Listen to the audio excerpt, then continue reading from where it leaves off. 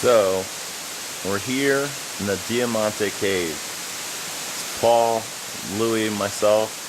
There's Paul. Here is the amazing cave. This is the night after a full moon experience in the garden. There's Louis, our tribe elder. Should I take my staff and walk with it? Where are we going now? Sit down here? We're going to sit right here in a minute. We're going to sit right there at the table. I'm going to put this camera down in a second. This is the cave. It goes about, starts over there, and then it runs about 200 feet. You can see this panoramic. There's a full kitchen here. And I've got to do my yoga exercise so the world can say, wow, he climbed how far? He's 68? Louis hiked about 2 hours last night in the full moon. In the dark, in the mud? Right, in the mud. It had poured rain right before we came up here. But that's the cave. That's the full panoramic. This is really an epic place. It's probably somewhere hundreds of years ago where indigenous people from this area came and had their tribal experiences. And we're here basically doing the same thing. Yep. And I'm going to get into the yoga position here.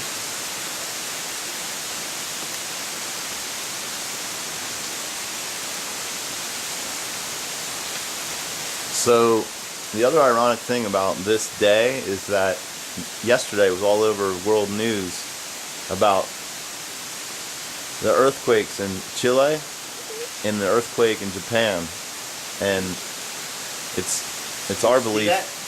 Yeah, I got it. It's on. It's rolling. It's our belief that these events are synergistic with the coming window of time the rest of the world knows as 2012.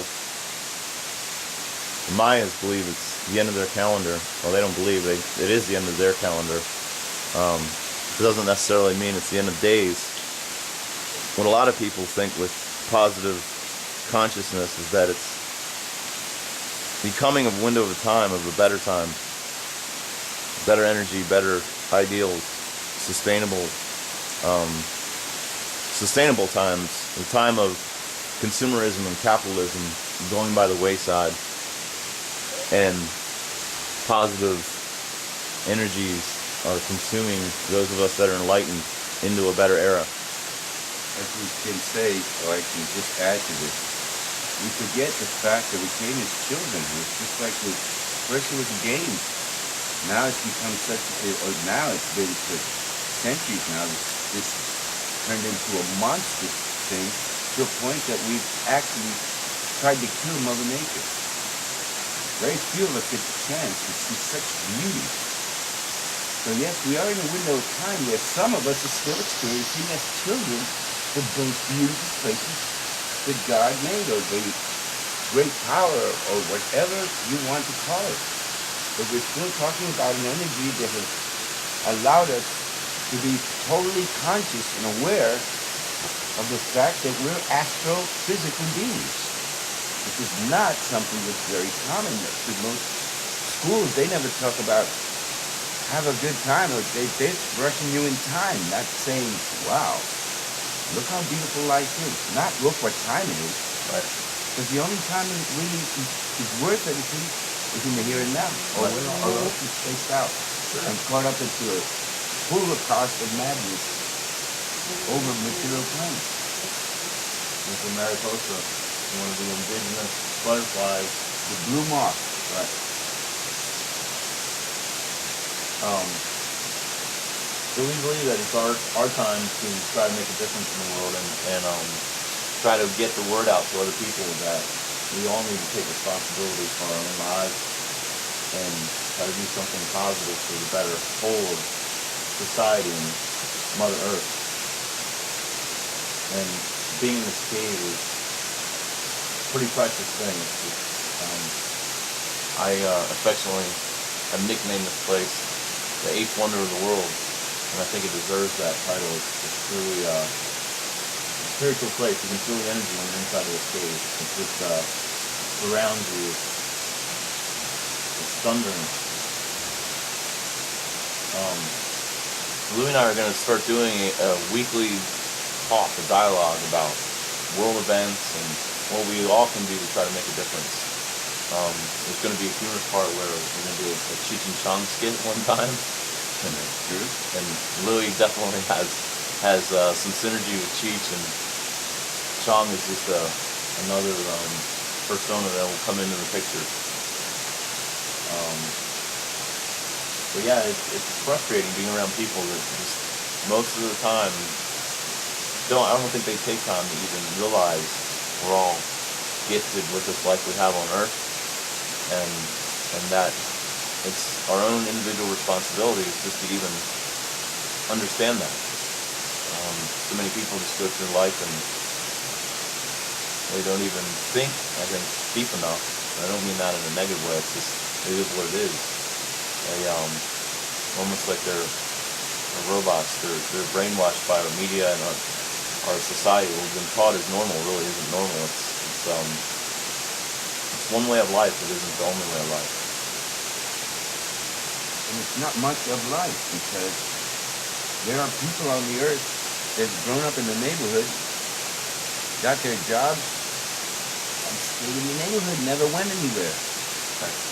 And that is not, to me, life.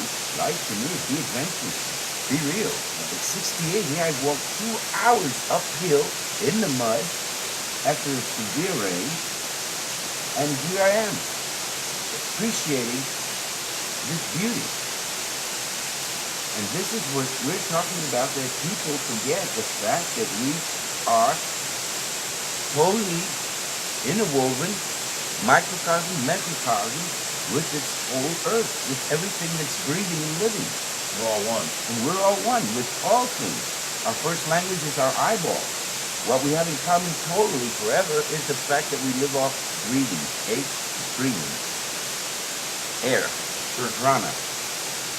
And this is the most beautiful part of life, that when you learn to live it, not only do you learn to live it by reading and opening up your conscious mind, by doing all sorts of exercises, this awakening your connection with this infinite beauty, where people have imprisoned themselves. I've seen people my age that would get not even a half hour up one of these mountains.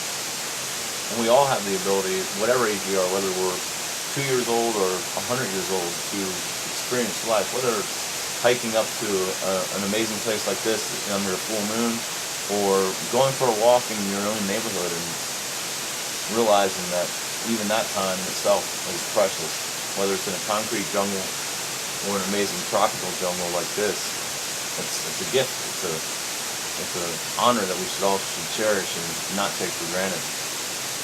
As we have, and a lot of people have.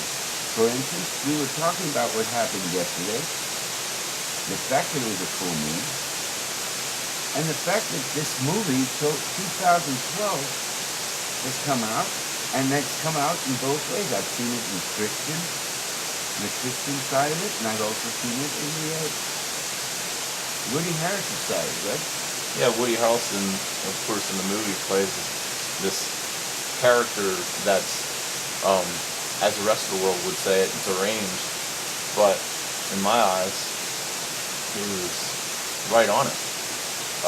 Not necessarily that we want the end of the world to come, but that there's an ever and ongoing energy that's spinning exponentially faster and faster and faster to that window of time, 2012, December 21st, where that's an energy that's positive and it's evolving, and there probably will be some environmental catastrophes and maybe some political, socio-economical catastrophes, but that isn't the end of the world. That's Mother Earth showing that she's frustrated, that she's been poisoned and raped and pillaged, and that still having her blood sucked out, talking about petroleum, this has also made her sick and choked with her own